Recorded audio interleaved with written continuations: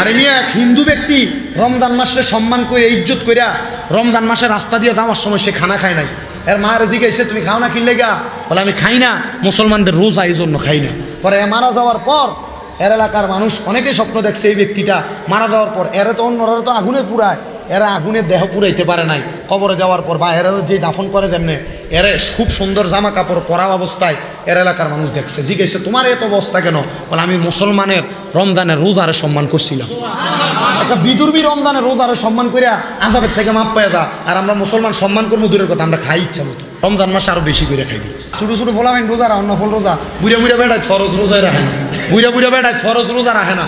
রমজান মাস আইলে শাটার তোলা দিয়ে দিয়ে খা। এরা দুনিয়ার মানুষের ধোঁকা দিবার লাগিয়া শাটারের তলে যায়, কাপড়ের তলে যায় খা, কিন্তু এরা জানা না আল্লাহ সে দেখতেছে। তো আমি মাঝে মাঝে চিন্তা করি আল্লাহ রমজান মাসে জিন শয়তানরে বন্দি করে, মানুষ শয়তানরে বন্দি করে। এই যেটি শাটার আলগি দিয়ে দিয়ে তলে তলে ঢুকে ঢুকে খা, এটি মানুষ শয়তান।